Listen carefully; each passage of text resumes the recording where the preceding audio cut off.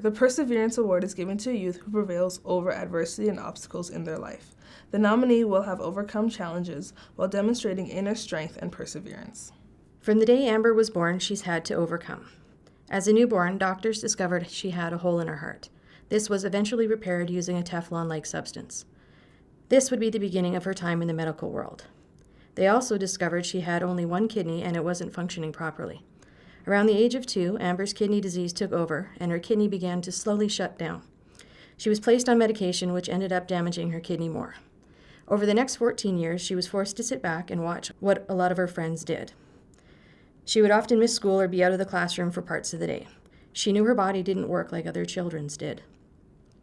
During this already trying time, Amber's family was in crisis. In grade 4, she and her 2 siblings were apprehended by Child and Family Services and placed in a foster home. Her mom was absent for long periods of time, and her dad's epilepsy often made him too ill to care for his children.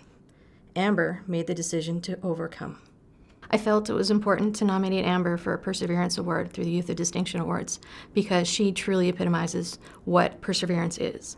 So many obstacles have been thrown her way through medical and life circumstances, and rather than complaining about them, she's chosen to just kind of put them aside.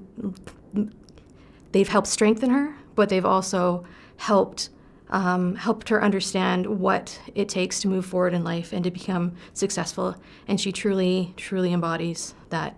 Amber's story has impacted myself and those at our school because she lives by example. She doesn't complain about her situation. She doesn't even talk about it very often, and she also acknowledges that, there's other people who have worse situations than she does. And to not sit back and wallow in the bad days is really inspiring, and it reminds me that there are better things out there.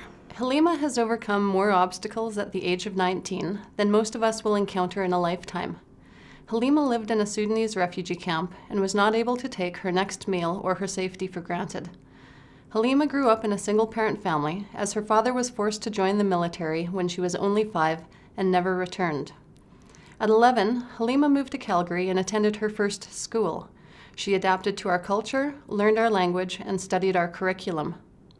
Halima is a single parent and recently went through the horrific experience of having her daughter kidnapped by a trusted family friend in Africa, and thankfully later safely returned.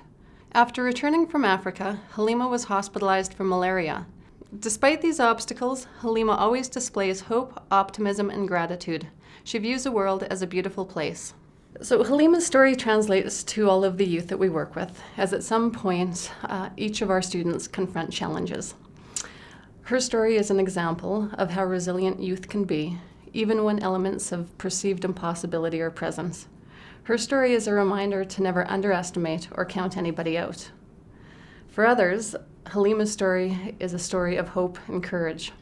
It offers perspective and it illustrates how one can move forward, even when perceived elements of impossibility or improbability are present.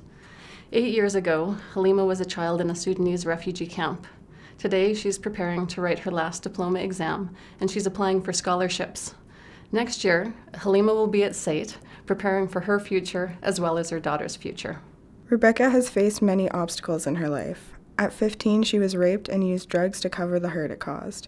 She was also abused by a family member so badly that she was moved into a safe house to protect her. A friend of a friend had tried to stab and kill her at a bus stop. At age of 17, she attempted suicide and was hospitalized for 1 month. Rebecca had been bullied all through her schooling and has an undiagnosed stomach issue, causing her major health problems. Rebecca utilized many resources available to her and mentally worked on herself. She has almost overdosed a few times and decided that she needs to stop and change her life because she really did not want to die. Well, I felt it was important to nominate Rebecca because she has worked so hard, and I feel like she should be recognized for how hard she's worked and how much effort she's put into making herself a better person and changing her life.